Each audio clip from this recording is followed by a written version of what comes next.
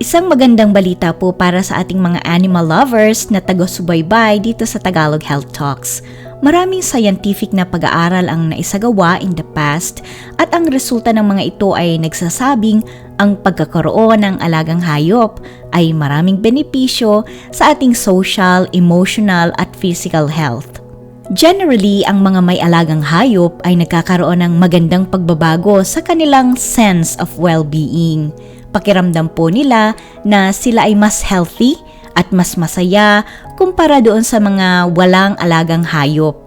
Sila rin ay mas nakakapag-socialize sa ibang tao na ayon din sa ilang scientific na pag-aaral ay yung mga tao pong may mas madalas or even araw-araw na nakikihalubilo sila ay may mas mahabang buhay. Halimbawa, kung may mga dog shows at kung iwino-walking niyo po ang inyong aso sa labas.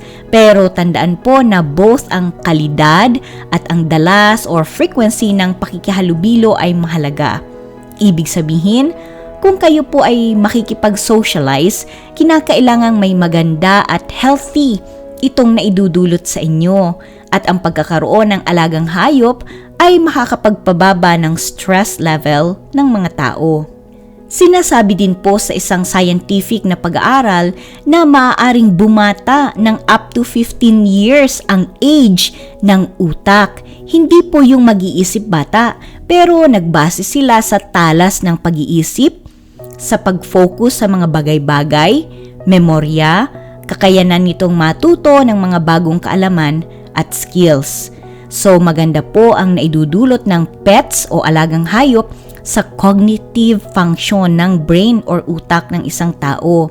Kumbaga, napapractice po ang ating utak na mag-isip kung paano natin aalagaan at i-groom ang ating mga alaga. Nadidevelop po ang ating critical thinking skills at ang ating pasensya sa pag-aalaga ng mga hayop.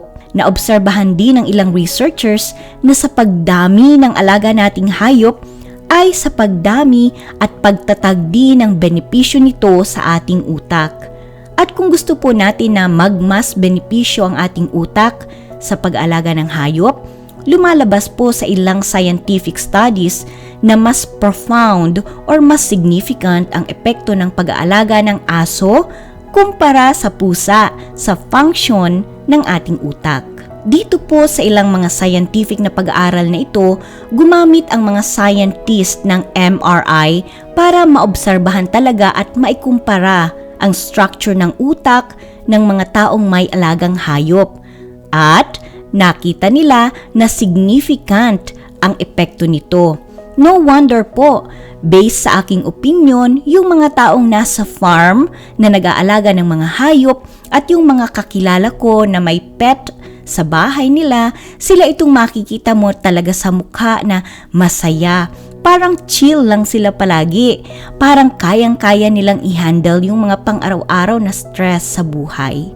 Kasabay din ang pagbaba ng stress level ng isang tao dahil sa pag-alaga ng hayop, siya rin ay mas nakakaranas ng improvement sa kalidad ng kanyang tulog. Mahalaga po ito para doon sa mga taong nakakaranas ng insomnia, sa pagbaba ng presyon ng kanilang dugo at possibly ay sa pagpapalakas din ng immune system ng isang tao.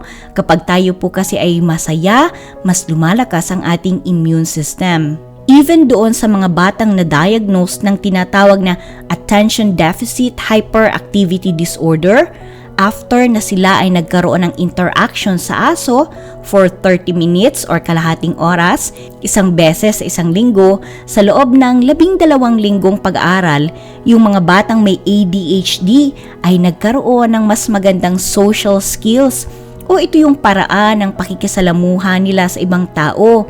Itong mga batang ito na may ADHD ay mas naging cooperative sila at mas kokonting negative behavioral problems yung nakita sa kanila. Ito kasing mga batang na-diagnose ng ADHD, sila ay may characteristic na maikli ang kanilang attention span at madali silang madistract. Palagi rin silang nakakagawa ng mga pagkakamali dahil sa pagiging pabaya o ito po yung mga careless mistakes na tinatawag lalong-lalo na sa school nila. Makakalimutin din ang mga batang may ADHD at lagi nilang nakakalimutan kung saan nila nailalagay ang mga gamit nila. Nahihirapan din sila na makafocus at makatapos sa isang gawain na nangangailangan ng pasensya at panahon. At kapag may nagbigay sa kanila ng instructions, parang hindi sila nakikinig at nahihirapan silang gawin or sundan yung mga instructions na binibigay sa kanila. Pabago-bago rin sila ng activity, so hindi sila makatapos ng isang gawain kalimitan at nahihirapan silang i-organize yung mga gagawin nila or yung mga task nila.